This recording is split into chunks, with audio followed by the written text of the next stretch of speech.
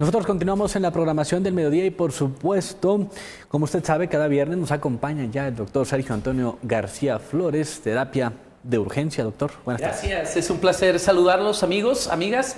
El día de hoy hablaremos acerca de lo que en las separaciones ocurre psicoemocionalmente y que a veces nos atrapa, nos detiene y nos hace sufrir. Cuando nosotros nos negamos a perder, cuando nos quedamos en esa etapa, en el proceso de duelo que se llama negación.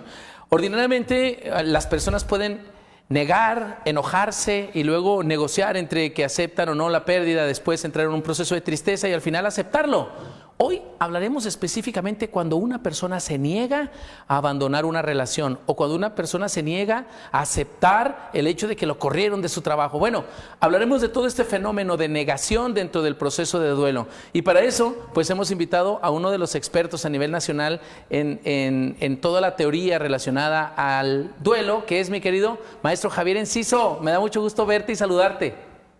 Sergio, ¿qué tal? Un gusto, el placer es mío. Pues aquí estamos. Estás en Zamora, Michoacán. Así es, aquí tenemos el Centro Alienta, la Alianza Integral para la Enseñanza Tanatológica, ahora en la ciudad de Zamora. Tenemos sede en Morelia y ahora en Zamora. Sí, eres parte también del cuerpo de académicos ahí de la universidad y sé que te robaron de acá de Michoacán, te llevaron allá a Zamora. ¿Cuánto tiempo vas a estar allá? 3 años nada más. Pues sí, pero te la vas a pasar maravilloso. Por supuesto. Es un lugar maravilloso y bueno, eres parte del equipo también de terapia de urgencia que está en el diplomado de tanatología, eres uno de los maestros del equipo y bueno, pues bienvenido. Hablando de la negación, ¿por qué las personas se niegan? Y tú y yo sabemos que a los hombres nos cuesta más trabajo perder. A ver, platiquemos de ese fenómeno, mi querido Javier. Bueno, vamos a empezar con que la negación es un mecanismo de defensa, ¿no? Para proteger. Hay este golpe, este shock de incredulidad cuando nos dan una mala noticia, la pérdida de algo. Por ejemplo, se me perdió la cartera, pues no puede ser como yo aquí la tenía, ¿verdad? El celular, ¿qué pasó? ¿Dónde estaba? ¿Dónde? No puede ser aquí, ¿quién lo usó, no?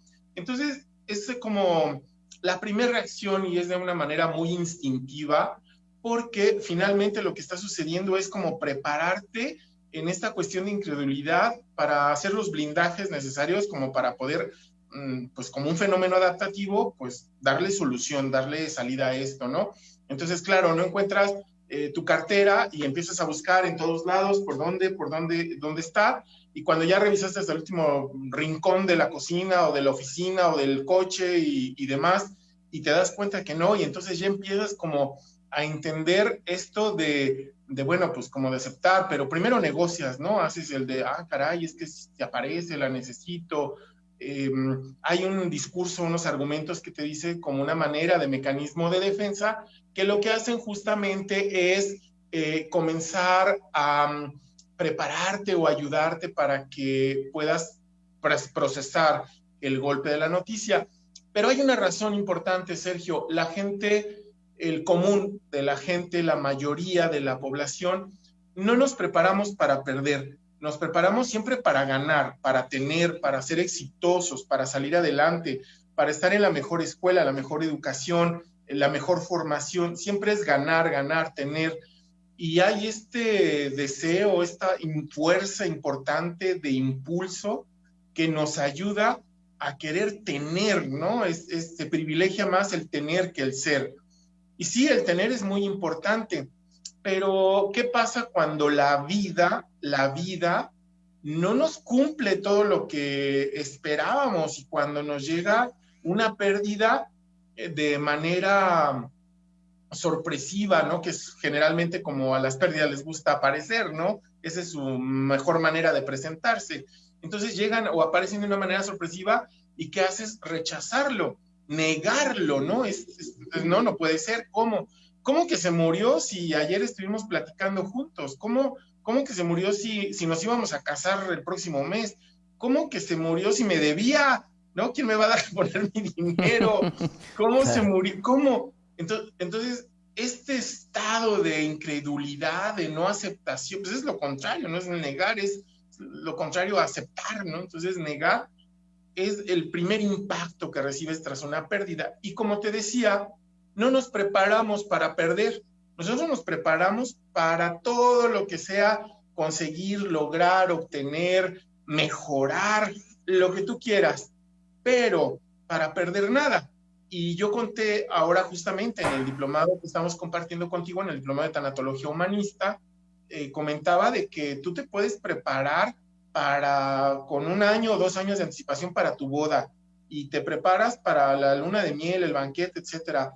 Te preparas por si hay un embarazo, por si tienes un niño, te preparas para cómo se va a llamar el niño, si es niño, si es niña, cómo le vamos a poner, dónde va a ser el parto, la cesárea, el médico, el ginecólogo, todo eso hay una preparación. Y después te preparas para el bautizo, para las cuestiones religiosos sociales, ¿no? Esto que son parte de los protocolos de la cultura, de la sociedad y de la cultura, y te preparas para el bautizo, para la comunión, para los 15 años, para la presentación, para qué sé yo, y empiezas a hacer los ahorros para prepararte para la universidad, para qué escuela va a ir, ¿no? Pero todo esto puede llegar a no suceder, porque puedes llegar a no casarte, puedes llegar a no poder embarazar, ¿no? Quedar embarazados, puede llegar a suceder que el niño no nazca, el bebé no nazca, puede suceder que nazca y a los poquitos meses muera, o puede suceder que nazca pero venga con algún síndrome o alguna discapacidad que a lo mejor pues tú no lo habías pensado, imaginado, y ahí estás teniendo la pérdida de la expectativa del padre acerca del hijo ideal, y es muy doloroso, ¿no? Mi hijo no va a heredar el consultorio, mi hijo no va a ser abogado como su padre, o mi hijo no va a ser futbolista, o mi hijo no se va a casar por su situación particular. Entonces, todas las cuestiones de vida para las que nos preparamos pueden llegar a no suceder.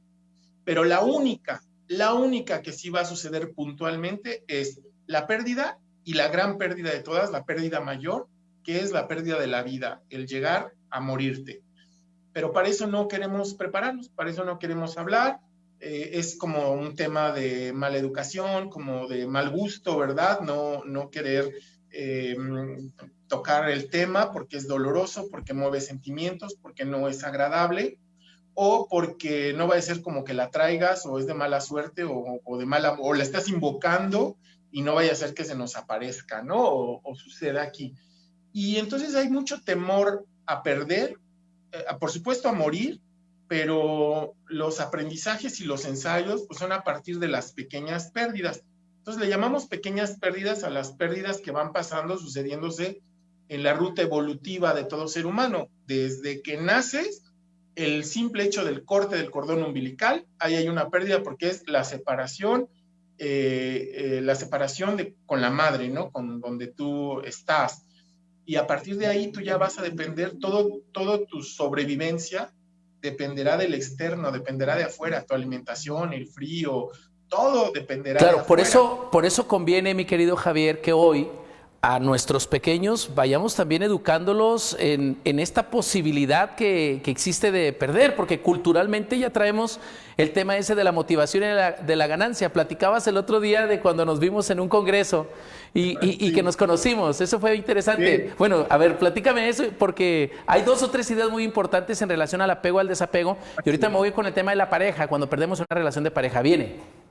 La anécdota fue que cuando nos conocimos en el Congreso de Puebla, que a mí me tocaba la primera sesión, y tú y yo estábamos atrás en backstage, atrás en bambalinas platicando, y tú me decías, oye, ¿tú qué haces? ¿No? Entonces, yo estoy en Chihuahua y terapia de urgencia, y entonces tú eres un gran motivador, ¿no? Un excelente impulsor, y vamos, tú puedes, y logra, y ser, y exitosos, y tener, y además eres un hombre congruente, porque lo logras y lo consigues. Y ahorita vamos a transmitir el programa de radio aquí en la cafetería del restaurante, y Javier Enciso, vente para acá, y tal, Isabel, y tal. Y entonces logras, ¿no? Convocar. Y tú me preguntabas, ¿y tú qué haces? Y yo te decía, oye, yo voy en el sentido contrario, yo voy para el otro lado, yo enseño a perder, ¿no? Entonces tú enseñas a ganar, tú enseñas a conseguir, a lograr, y yo enseño a perder. Y te decía que si tú estás en un equipo de 12 clavadistas y los capacitas para una competencia olímpica, no sé, pues tú vas a tener a lo mejor a 12 participantes, pero solo uno va a ganar, y es con el que tú vas a trabajar, con el que es exitoso, el que logra, el que triunfa.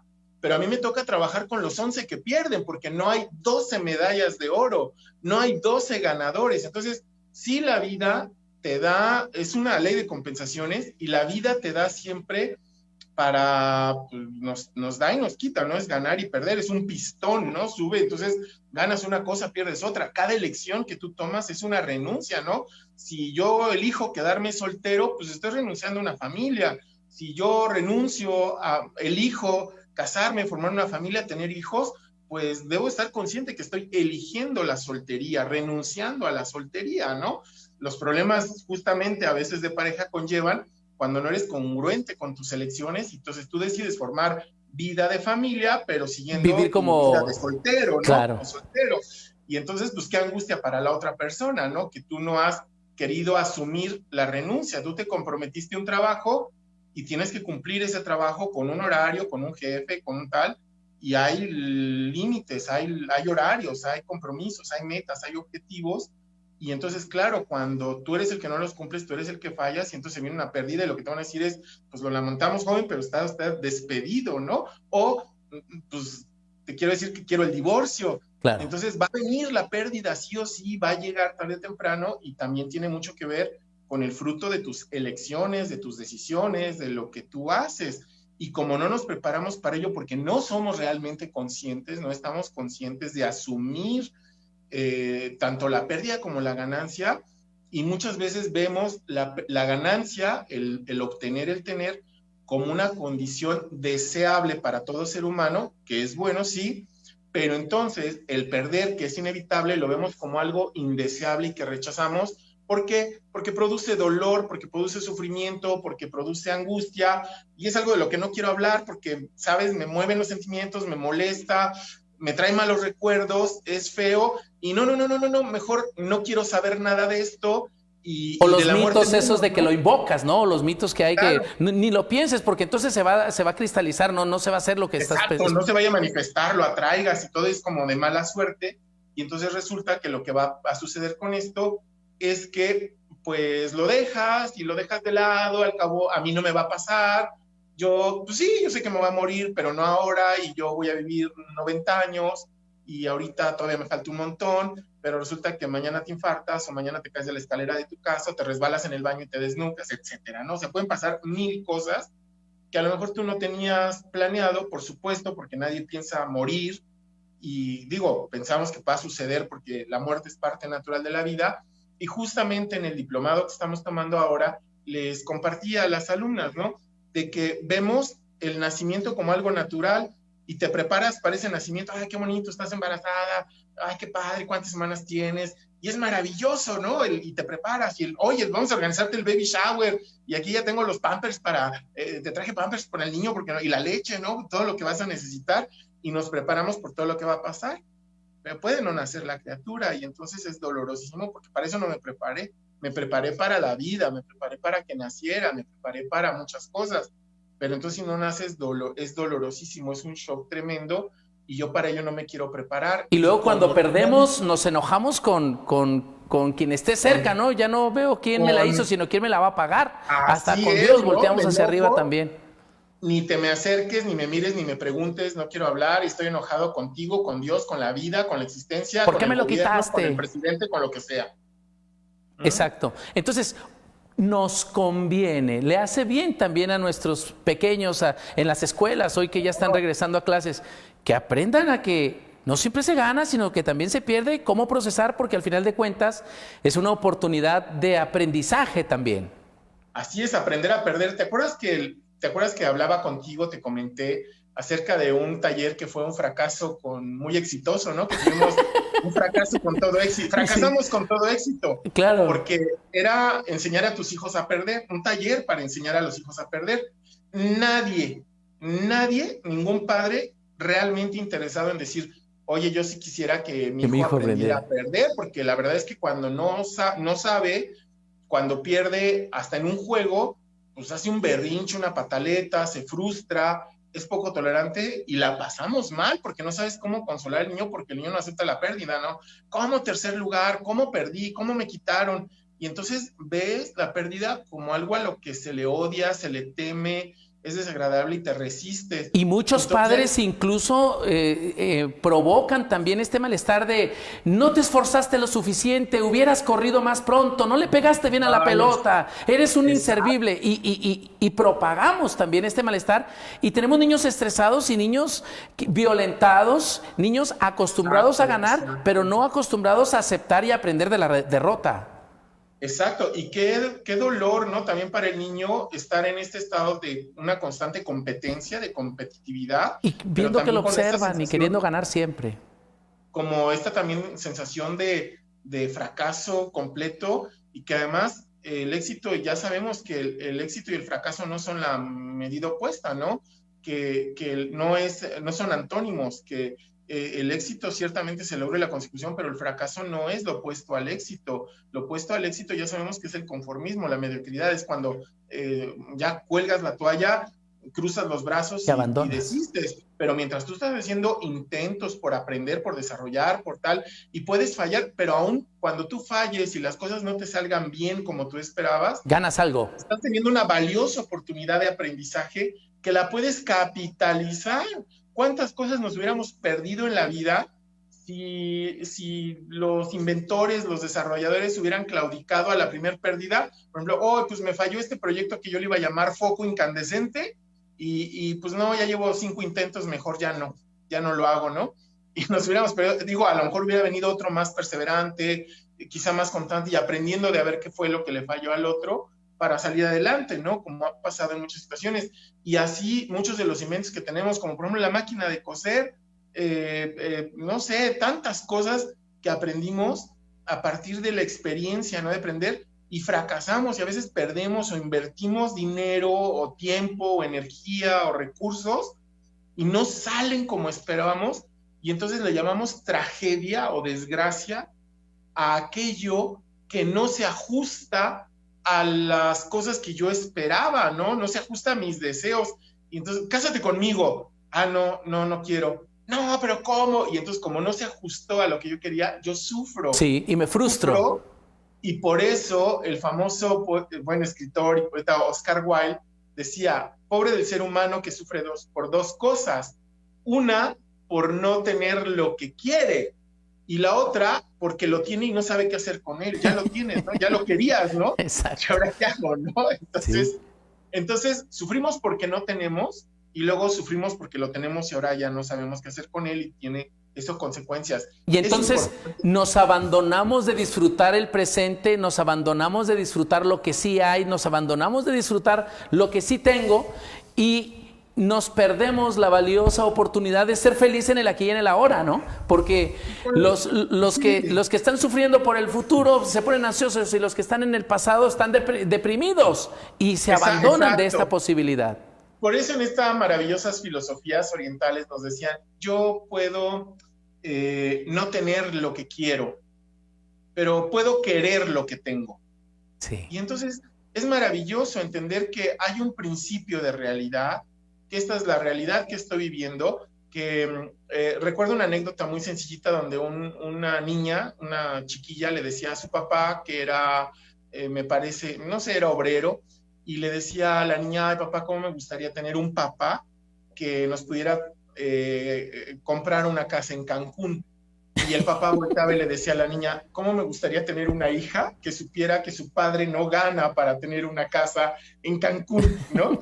Entonces, bendito principio de realidad que nos dice, las cosas son así, son como son, y esto es lo que hay, así tal cual es, y podemos hacer la diferencia para poderlo cambiar. Por supuesto se puede, no es gratis, hay un esfuerzo en tal, se puede cambiar, pero cuando tú de pronto ves que un paciente llega con un gran dolor por la pérdida de su ser amado, de su ser querido, porque murió la abuela consentida, o porque murió mi mamá, o mi hermano, o porque se terminó la relación de pareja, que eso es lo que ahora está sucediendo mucho. Ahorita nos llega aquí a terapia mucho de esto. Claro, y entonces de pronto te dicen cuando hay esta pérdida y entonces lloras y estás anclado, porque esa es la palabra, estar anclado en el sufrimiento. Te esclavizas, te sujetas. Exacto, te aferras, te agarras, ¿no? Y entonces sufres y hay un dolor tan constante, tan punzante, pero además tan crónico, porque luego le pregunto, oye, ¿cuánto tiempo tiene así? No, pues ya justamente ya mañana, ahora verá, mañana cumplo ya 10 años que se fue. Y entonces, ay, pues dices, pobre, ¿no? Porque lleva 10 años en un sufrimiento prolongado, en un sufrimiento terrible, desgastante, pero además es un sufrimiento que yo considero un tanto absurdo por dos razones, Sergio. Porque ese sufrimiento no le sirve a la persona que se murió, ya no le sirve. Tu sufrimiento en nada le ayuda al que se fue, pero también tu sufrimiento en nada te ayuda a ti y tampoco le ayuda a los que te rodean. Entonces tú tienes un sufrimiento, un desgaste, un dolor, una tristeza estás mal crónica, emocionalmente, estás estancado, se te ha incapacitado, ¿sabes? Desde entonces ya no volví al cine, no tengo ganas de bañarme, no tengo ganas de ir a trabajar, he perdido el apetito, no duermo bien y estoy somatizando, estoy teniendo un montón de consecuencias a partir, claro, de mis elecciones y demás. Y por eso aquellas frases ya escritas, ya hechas, que se han convertido en un cliché, pero que son muy reales, donde nos dicen, el dolor es natural, el sufrimiento es opcional, pero tú estás eligiendo esa opción de dolor y sufrimiento, que además tu sufrimiento no va a cambiar en nada el principio de realidad de que la persona, sufras o no sufras, la persona no va a regresar o no va a volver. Y no es justo, ni para ti ni para los que están alrededor de ti. Y aparte... ¿Y por qué yo? Y aparte, ¿Y por qué a mí? Y aparte el sujeto que se fue, si fue muerte o si fue separación, pues ahorita a lo mejor estaría muy contenta si fuera la abuela viéndote contento que viéndote triste, ¿no? Al final de cuentas... Mi querido Javier, ¿te acuerdas del ejercicio que hacías con una cinta y que decías, esto es lo que tenemos, esto es lo que hay, esto es lo que... Sí, cómo no, claro que sí. Díselos, por favor, pero eso es buenísimo. Bueno, es una dinámica, es un ejercicio pedagógico para poder enseñar un poquito, sobre todo concientizar. Sobre el aquí y el ahora, esto. Sobre nuestro tiempo vida, ¿no? Sobre de cómo de verdad pasamos la vida sin querer aprender sobre las cuestiones de muerte y vivimos como si fuéramos inmortales. Y la historia es muy sencilla. Consigues una cinta métrica de una cinta de medir, que es como las que usan las costureras, que normalmente miden 1,50 m, y entonces cortas la cinta de 1,50 m a 1 metro, ¿no? Para más o menos hacer la proporción de que 1 metro son 100 años, ¿no? Entonces, el promedio de vida registrado en México o en nuestro país es de 75 años en promedio. Ya sabemos, años más, años menos, pero el promedio, la expectativa de vida de un mexicano, 75. Entonces, a tus 100 centímetros le vas a quitar 25 y lo vas a dejar en 75 centímetros, que es el promedio de vida de un mexicano. Yo, Javier, tengo 52 años de edad. Entonces, son 52 años que ya he vivido, son 52 años de caminar en este mundo. Y entonces yo le voy a cortar a mi cinta métrica esos 52 centímetros y me van a quedar 23, 24 centímetros que es una cosita de este tamaño, pequeñita, 23 centímetros. Pero ahora viene lo más importante. De esos 24 años en promedio que me puedan llegar a quedar de vida, cuando menos una tercera parte la voy a pasar dormido, en cama, o sea, mis 8 horas del día. Entonces, a tus 24 años de vida, quítale 8 que vas a pasar dormido. Y además, quítale los 8 años, o sea, una tercera parte, que vas a pasar trabajando en vida productiva. En realidad, mi cinta métrica mide 8 centímetros. Mi tiempo vida mide 8 centímetros. ¿Qué voy a hacer con eso? ¿Qué vas a hacer con eso? Con eso, claro, ¿qué voy a hacer con ello? Es bien poquito, pero además lo desperdí. ¿Qué haces? Oye, ¿qué haces? Llorando. Aquí, matando el tiempo. Ay, aquí, nada. Viendo a la mariposa de barrio ahí. Ay, pues no estoy haciendo nada, pues pasando el rato aquí viendo una serie de tal X, ¿no? Y entonces digo, oye, pues si supieras que te quedaran 8 años de vida, ¿estarías haciendo lo que estás haciendo? Mi querido Javier, para ir concluyendo, 2 ideas finales porque ya nos vamos. Oh, muy bien. La felicidad es una decisión. Sí, hay cosas que no podemos decidir, como perder. Hay cosas que son, como nos decía nuestro, hay un autor que es de mis favoritos, nos decía, ¿no? Que hay cosas inevitables en la vida y una de ellas, pues, es la de perder seres o seres familiares o seres queridos. Y la otra cosa inevitable que no, pues, es pagar impuestos. Tienes que pagar, ¿no? Ni lo digas. Y la otra es enfermarte y envejecer. Y la otra, pues, morir, ¿no? Entonces, de estas cosas importantes, 2 tienen que ver con tanatología. Tienen que ver con los procesos de pérdida, tal vez 3, ¿no? Y hasta yo me podría aventurar que hasta los impuestos, ¿no? Porque, pues, quizá... Tengo que hacerlo y haces un cálculo de pérdida. Es otro tema que no voy a tocar, pero que si tú lo ves, pues siempre estamos expuestos al quitapón, ¿no? Al quitar, tener, poner. Claro. Entonces, como tú bien dices, la felicidad es optativa, sí, porque tú puedes seguir siendo feliz con lo que tienes o con lo que no tienes. A pesar de las personas que están circunstancias. y lo que no están. Y yo quiero dejarte este mensaje antes de irme, de decirte que no se te olvide que el vínculo afectivo, el vínculo emocional que tú tienes con ese ser querido que ya no está, ese no muere. Claro, ese se queda. Permanece Para y siempre. permanece eternamente mientras tú lo recuerdes, mientras tú lo vivas. Claro. Entonces, el amor no muere. Muere la persona, muere el cuerpo, pero la emoción, los sentimientos, lo que tú has construido con esa persona, esa relación, vivirá esa para no muere, siempre esa seguirá en tu viva corazón. por muchos años. Mi querido Javier Enciso, te mando un fuerte abrazo. Ya sabes cuánto te aprecio y eres consentido por mí. ¡Ah, gracias! Eres un poema. Gracias, mi querido Javier. Bien, damas y Saludos. caballeros, esto ha sido Terapia de Urgencia. Javier Enciso es un tipazo. Él está con nosotros en el Diplomado de Tanatología. Quien guste acercarse, vayan ahí a la página de Terapia de Urgencia, vean nuestras publicaciones, envíenos sus casos. Nosotros estamos para ayudarlos. Aquí en Canal 28 lo que queremos es que estés bien y estamos a sus órdenes. ¿Qué te parece, mi querido Saúl? Gracias, doctor, y nos veremos la semana entrante. Por supuesto, excelente fin de semana. Gracias, muchas gracias. Y también a usted y a su familia. Nos vemos hasta mañana en la programación sabatina.